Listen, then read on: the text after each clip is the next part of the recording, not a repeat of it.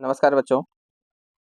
आज हम इस वीडियो में नवमी कक्षा की संस्कृत की पाठ्य पुस्तक सेमुसी भाग 1 के चतुर्थ पाठ सूक्ति मौक्तिकम को सरल करने जा रहे हैं। शुरू करते हैं इसके पहले श्लोक से। तो पहला श्लोक है वृतम यत्नेन संरक्षेद वित्तमेति च याति च अक्षीणो विततः क्षीणो वृत्ततस्तु हतो हतः। प्यारे बच्चों, आपको एक प्रश्न मिलेगा जिसमें दो आपको श्लोक दिए जाएंगे और उनमें से आपको एक करना होगा और उसमें सप्रसंग आपको व्याख्या करनी होती है, जिसमें 1 अंक आपका प्रसंग का और 3 अंक आपके सरलार्थ के रहेंगे। सप्रसंग सरलार्थ आपको करना होगा। तो आपको प्रसंग लिखना है और उसका सरलार्थ लिखना है। एक प्रश्न ऐसा भी रहेगा जो रिक्त स्थान आधारित अन्वय का रहेगा, जिसमें आपको एक मंजूषा दी जाएगी, उसमें 4 शब्द अन्वय से निकालकर मंजूषा में रख दिए जाएंगे, खाली स्थान होंगे, उनमें आपको उनको भरना होगा। तो अन्वय की और सप्रसंग सरलार्थ की हम साथ में ही प्रैक्टिस या अभ्यास करते जाएंगे। तो आपके कॉपी में अन्वय को भी आपको लिख लेना है ताकि अन्वय का भी एक संग्रह आपके पास रहे। शुरू करते हैं। प्रसंग। प्रस्तुत श्लोक हमारी संस्कृत की पाठ्य पुस्तक सेमुसी भाग 1 के पंचम पाठ सूक्ति मौक्तिकम से लिया गया है। तो ये लाइन सभी श्लोकों में एक समान रहेगी। पाठ्य पुस्तक का नाम और पाठ का नाम क्योंकि समान ही रहेगा, तो ये लाइन भी समान रहेगी। और यह श्लोक मनुस्मृति से उद्धृत है, अर्थात लिया गया है। इसमें चरित्र के महत्व का वर्णन करते हुए कहा गया है। यह लाइन, ये जो 2 लाइन है, ये आपको सभी श्लोकों की अलग अलग लिखनी है कि किस श्लोक को कौन से ग्रंथ से लिया गया है और उसमें क्या वर्णन किया गया है, यह आपको अलग लिखना है। और पाठ्य पुस्तक का नाम, पाठ का नाम एक रहेगा। अन्वय के साथ अब इसका सरलार्थ आप देखें। वृत्तम यत्नेन संरक्षेत। वृत्तम होता है चरित्र, यत्नेन यत्नपूर्वक, प्रयत्नपूर्वक, परिश्रम से, संरक्षित रक्षा करनी चाहिए, अर्थात चरित्र की प्रयत्नपूर्वक रक्षा करनी चाहिए। वित्तम एति च याति च। वित्तम धन, एति च और एति आता है, याति जाता है। धन आता जाता रहता है। पूरे लाइन का आप एक अर्थ देखें। चरित्र की प्रयत्नपूर्वक रक्षा करनी चाहिए, धन तो आता जाता रहता है। विततः क्षीणः अक्षीणः। धन की जो हानि है, क्षीणता है, अगर धन से कोई क्षीण है, रहित है, तो अक्षीणः, व्यक्ति का कुछ भी नष्ट नहीं हुआ। अक्षीणः, नष्ट नहीं हुआ, कुछ भी नहीं हुआ। अर्थात अगर धन नष्ट हो जाता है तो समझो कुछ भी नष्ट नहीं हुआ। क्यों? क्योंकि वित्तम एति च याति च। वित्त तो, धन तो आता जाता रहता है। वृत्तः हतः तु हतः। वृत्तः अर्थात चरित्र, हतः समाप्त हो गया, तु हतः तो मनुष्य पूरी तरह से ही नष्ट हो गया। पूरे श्लोक का आप अर्थ देखें। चरित्र की प्रयत्नपूर्वक रक्षा करनी चाहिए, धन तो आता जाता रहता है। धन के नष्ट होने से कुछ भी नष्ट नहीं होता, परंतु चरित्र के नष्ट होने से व्यक्ति पूरी तरीके से नष्ट हो जाता है, मर जाता है। अब यहाँ इसका सरलार्थ भी दिया गया है, आप इसे लिख सकते हैं। दूसरा श्लोक देखें। श्रूयताम धर्म सर्वस्वम श्रुत्वा चैवावधार्यताम् आत्मनः प्रतिकूलानि परेषां न समाचरेत्। प्रसंग। प्रस्तुत श्लोक हमारी संस्कृत की पाठ्य पुस्तक सेमुसी भाग 1 के पंचम पाठ सूक्ति मौक्तिकम से लिया गया है और यह श्लोक विदुर नीति से उद्धृत है, अर्थात लिया गया है। इसमें दूसरों के साथ किस प्रकार का आचरण करना चाहिए, यह बताया गया है। अब अन्वय के साथ इसका सरलार्थ आप देखें। धर्म सर्वस्वम, धर्म का सब कुछ, अर्थात धर्म का सार। श्रूयताम, सुनो, धर्म का सार सुनो। श्रुत्वाच, और सुनकर। श्रुत्वा कैसे बना है? श्रु धातु से कत्वा प्रत्यय लगने से श्रुत्वा बनता है, ठीक है। श्रु धातु और कत्वा प्रत्यय। श्रुत्वा च अवधार्यताम एव, और सुनकर अवधार्यताम, ग्रहण करो, उसका पालन करो, अपने अंदर उसको धारण करो। पूरी लाइन का आप अर्थ देखें, धर्म का सार सुनो और सुनकर उसे ग्रहण करो अर्थात उसका पालन करो। आत्मनः प्रतिकूलानि, आत्मनः अपने से, प्रतिकूलानि प्रतिकूल व्यवहार का, परेशान दूसरों के प्रति, न समाचरित आचरण नहीं करना चाहिए। अर्थात जो अपने लिए प्रतिकूल है वह आचरण, वह व्यवहार दूसरों के साथ भी नहीं करना चाहिए। अगर हम चाहते हैं कि हमारे साथ कोई अच्छा व्यवहार करे तो हमें भी दूसरों के साथ अच्छा व्यवहार करना चाहिए। अगर हम दूसरों के साथ व्यवहार गलत करेंगे, बुरा व्यवहार करेंगे, तो दूसरे भी हमारे साथ बुरा ही व्यवहार करेंगे। तो धर्म का सार यही है कि हमें कभी भी दूसरों के प्रति विपरीत आचरण, गलत आचरण नहीं करना चाहिए। सरलार्थ आप लिख लें।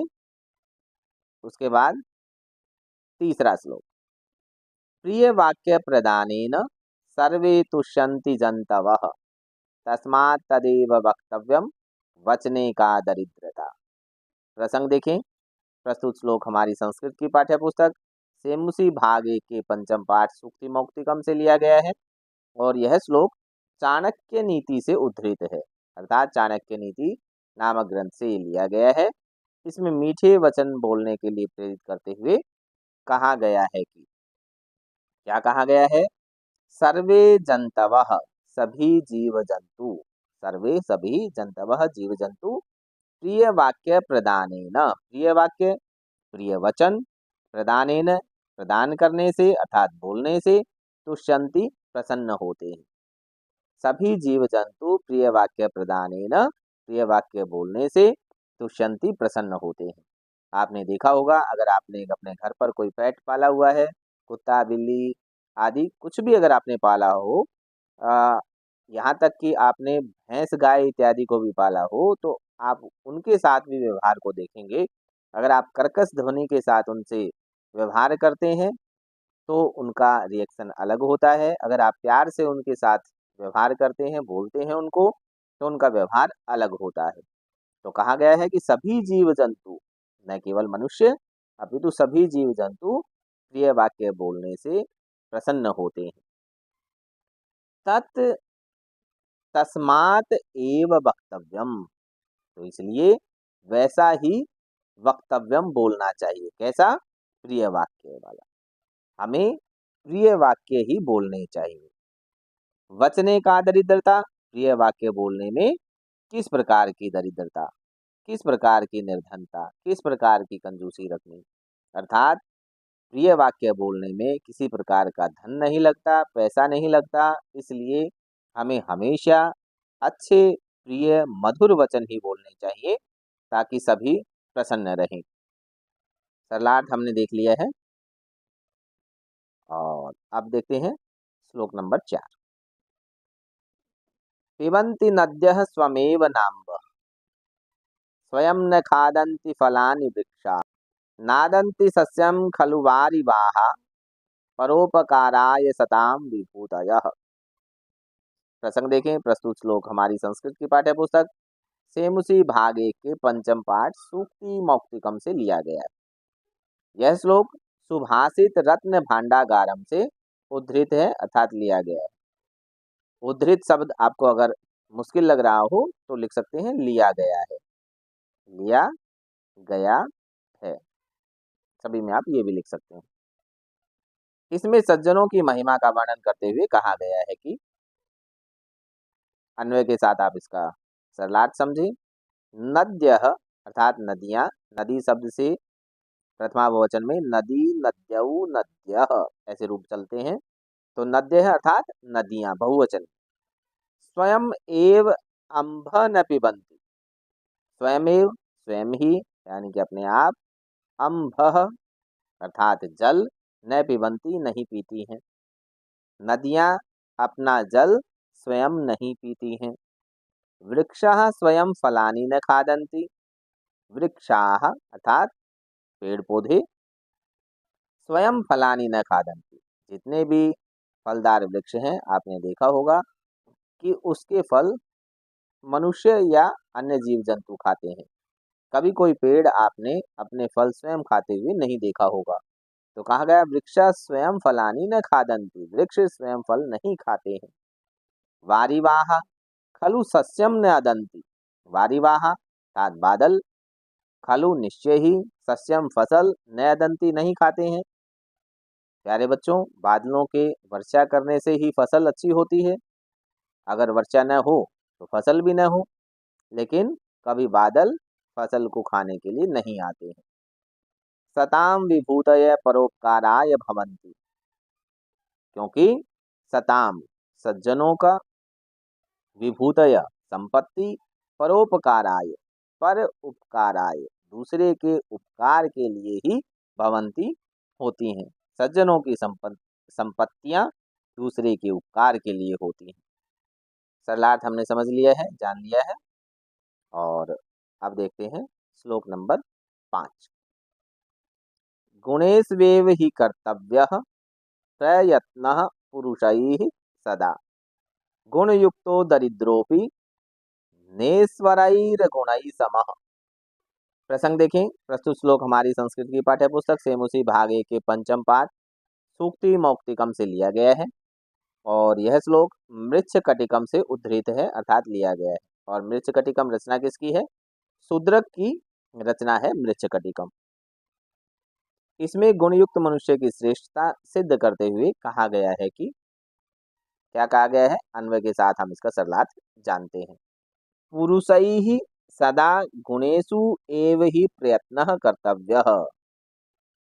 पुरुषैः मनुष्यों के द्वारा, सदा हमेशा, गुणेषु एव गुणों की ही, प्रयत्न कर्तव्य प्रयत्न करना चाहिए अर्थात गुणों को अर्जित करने का, गुणों को ग्रहण करने का और गुणों को सीखने का ही प्रयत्न करना चाहिए। निश्चय ही मनुष्यों के द्वारा गुणों को सीखने का, गुणों को अर्जित करने का प्रयत्न करना चाहिए।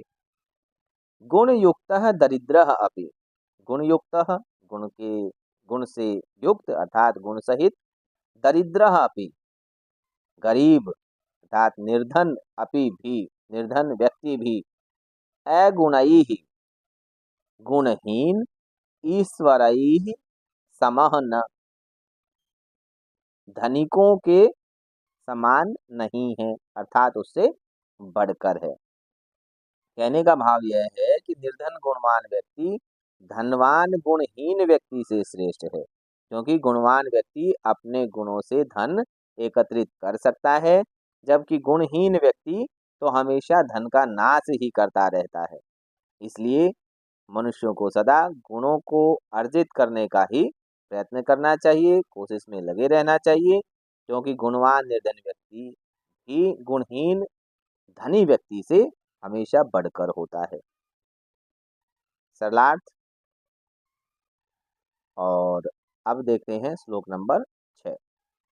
आरंभ गुर्वी क्षयिणी क्रमेण लघ्वी पुरा वृद्धिमती च पश्चात् दिनस्य पूर्वार्ध परार्ध भिन्ना छाएव मैत्री खल सज्जनाना।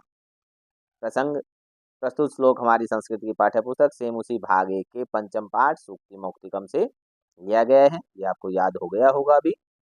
यह श्लोक नीति शतकम से उद्धृत है। ये वाला जो श्लोक है वो नीति शतक से लिया गया है। नीति शतक के रचयिता भर्तृहरि है। इसमें सज्जनों और दुर्जनों की मित्रता के संदर्भ में बताते हुए कहा गया है। बताया है कि सज्जनों की मित्रता कैसी होती है और दुर्जनों की, बुरे लोगों की मित्रता किस प्रकार की होती है, ये अंतर आपको बताया गया है। खल सज्जना नाम मैत्री आरंभ गुर्वी अर्थात खलानाम मैत्री आरंभ गुर्वी। खलानाम दुर्जनों की मैत्री मित्रता आरंभ गुर्वी आरंभ में, शुरू में बड़ी होती है। क्रमेण क्षयिणी और बाद में वो छोटी होती जाती है, क्षय होता जाता है। सज्जना नाम मैत्री और सज्जनों की मित्रता कैसी होती है? पुरा लघवी पहले छोटी, पश्चात वृद्धिमती च, और बाद में वो बड़ी होती जाती है। अर्थात सज्जनों और दुर्जनों की मित्रता में ये अंतर है कि खलानाम मैत्री आरंभ गुर्वी, आरंभ में बड़ी और क्रम से वो छोटी होती जाती है, जबकि सज्जना नाम मैत्री, सज्जनों की मित्रता पुरालघ्वी पहले छोटी होती है और बाद में वो वृद्धिमती च बड़ी होती जाती है। दिनस्य पूर्वार्ध परार्ध भिन्ना छाया एव भवति, अर्थात दिन के पूर्वार्ध पहले वाले भाग अर्थात दोपहर से पहले वाला भाग और परार्ध दोपहर के बाद वाले भाग के समान भिन्न, छाया के समान भिन्न होती है।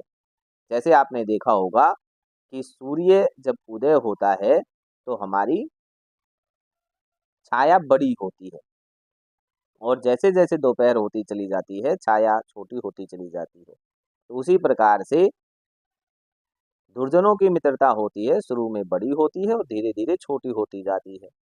कहने का भाव यह है कि दुर्जन अपने स्वार्थ से प्रेरित होते हैं। जब तक उनका स्वार्थ सिद्ध नहीं होता है तब तक वो मित्रता का स्वांग रचते हैं, मित्रता का दिखावा करते हैं। इसलिए शुरू में बहुत प्रगाढ़, गहरी, बड़ी मित्रता दिखाई देती है।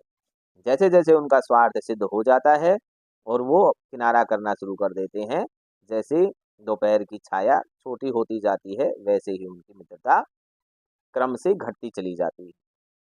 लेकिन सज्जनों की जो मित्रता है, सज्जना नाम मैत्री, सज्जनों की जो मित्रता है वो पूरा लघवी होती है, अर्थात उन्हें स्वार्थ से मतलब नहीं होता। वो सच्चे मित्र होते हैं, वो दूसरों के उपकार करने के लिए होते हैं। तो वो शुरू में संभल कर चलते हैं, वो देखते हैं कि किससे मित्रता करनी चाहिए, किससे मित्रता नहीं करनी चाहिए, और अगर उनको लगता है कि ये अच्छे हैं, इनका व्यवहार अच्छा है, तो वो शुरू में इक्वल डिस्टेंस बना के चलते हैं, लेकिन बाद में धीरे धीरे जब वो जान लेते हैं, समझ लेते हैं आपके व्यवहार को, अच्छे प्रकार से जान लेंगे, तो दिन के परार्ध के समान, छाया के समान उनकी मित्रता बढ़ती जाती है, प्रगाढ़ होती जाती है। सरलार्थ आप लिख लें। अब देखो 7वां श्लोक। यत्रापि कुत्रापि गता भवेयुः हंसा महिमंडल मंडनाय हानिस्तु तेषां हि सरोवराणां येषां मरालयितः विप्रयोगः। प्रसंग।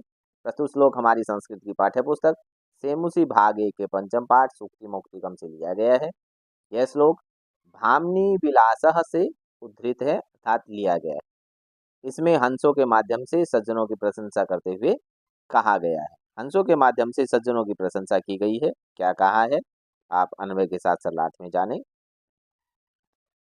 महीमंडल मंडनाय, महीमंडल पृथ्वी मंडल को, मंडनाय सुशोभित करने के लिए, हंसा यत्रापि कुत्रापि गता भवेयुः, हंस जहां कहीं भी अर्थात सभी जगह जाने में समर्थ है।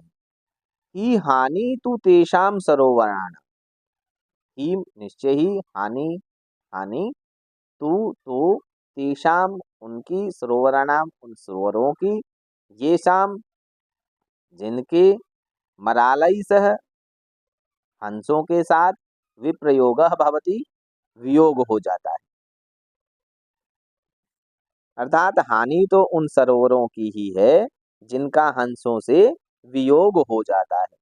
पूरे श्लोकार्थ देखें। पृथ्वी मंडल को सुशोभित करने के लिए हंस जहां कहीं भी अर्थात सभी जगह प्रवेश कर जाते हैं। निश्चय ही हानि तो उन सरोवरों की है जिनका उन हंसों से वियोग हो जाता है। कहने का भाव यह है कि हंस इतने सुंदर होते हैं कि वो जहां भी जाएंगे वो जगह उन हंसों के प्रभाव से सुंदर दिखाई देने लगेगी। लेकिन जो सरोवर उन हंसों के होने की वजह से सुंदर दिखाई दे रहे थे, अगर किसी एक सरोवर को हंस छोड़कर चले जाते हैं तो हानि उन सरोवरों की है जहाँ से वो जा रहे हैं। उसी प्रकार से सज्जनों का होता है कि सज्जन जहाँ कहीं भी जाएंगे अपनी सज्जनता का प्रभाव छोड़ेंगे, लेकिन जिनके पास से अगर वो चले जाएंगे तो हानि तो उनकी है कि उनके पास से वो सज्जन लोग जा रहे हैं, अच्छाई उनके पास से जा रही है। सरलाट के बाद अब अंतिम श्लोक इसका देखते हैं। गुणा गुणज्ञेषु गुणा भवन्ति, ते निर्गुणं प्राप्य भवन्ति दोषाः, आस्वाद्य तु यः प्रवहन्ति नद्यः, समुद्रमासाद्य भवन्त्यपि। प्रस्तुत श्लोक हमारी संस्कृत की पाठ्य पुस्तक सेमुसी भाग 1 के पंचम पाठ सूक्ति मौक्तिकम से लिया गया है और यह श्लोक हितोपदेश से उद्धृत है अर्थात लिया गया है। इसमें गुणी लोगों की प्रशंसा करते हुए कहा गया है। गुणवान लोगों की प्रशंसा इस श्लोक के अंदर की गई है। अन्वय के साथ आप इसका सरलार्थ जानें। गुणज्ञेषु अर्थात गुणों को जानने वालों में, गुणाः गुणा भवन्ति, गुण गुण होते हैं। कहने का भाव क्या हुआ, गुणों को जानने वाले लोगों में रहने के कारण ही गुण गुण होते हैं। निर्गुणम प्राप्य ते दोषा भवन्ति, अगर वे निर्गुणी मनुष्य को प्राप्त हो जाते हैं तो वे गुण भी दोषा भवन्ति, दोष हो जाते हैं। पूरे लाइन का आप अर्थ एक बार देखें कि गुणवान लोगों में रहने पर ही गुण गुण होते हैं। अगर वे निर्गुणी लोगों को प्राप्त हो जाएं तो वे गुण गुण न रहकर दोष बन जाते हैं। जिस प्रकार से नद्य है आस्वाद्य तोया प्रवहंती, नदियां स्वाद युक्त जल वाली होकर प्रवहंती बहती हैं, अर्थात नदियों का जो जल होता है वो पीने योग्य होता है, आस्वाद्य होता है, मीठा होता है अर्थात पीने योग्य होता है। समुद्रम आसाद्य, लेकिन अगर वही नदियां समुद्रम आसाद्य समुद्र में मिल जाती हैं तो अपेयाः भवन्ति, तो वे अपेय हो जाते हैं, पीने योग्य नहीं रहती हैं, क्योंकि समुद्र का जल कैसा होता है, खारा होता है।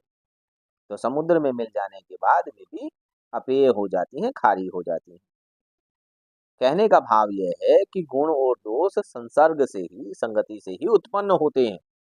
अगर गुणवानों के बीच में कोई निर्गुणी व्यक्ति भी रहता है तो उसके संपर्क से वो गुणी बन जाता है, और दूसरी ओर निर्गुणों के संपर्क में आकर गुणवान व्यक्ति भी निर्गुणी बन जाता है। जिस प्रकार नदियों का जल स्वादिष्ट होता है, लेकिन अगर वह समुद्र में मिल जाती है तो वो भी अस्वादिष्ट अर्थात खारी हो जाते हैं। तो इस प्रकार से आज हमने 9वीं कक्षा की संस्कृत की पाठ्य पुस्तक सेमुसी भाग 1 के चतुर्थ पाठ सूक्ति मौक्तिकम को सरल किया है। मिलते हैं अगली वीडियो में इसके अभ्यास के साथ। आप चैनल को सब्सक्राइब करें, बेल आइकन को दबाएं, अपने मित्रों के साथ इस वीडियो को ज़्यादा से ज़्यादा शेयर करें। सर्वेभ्यो नमो नमः।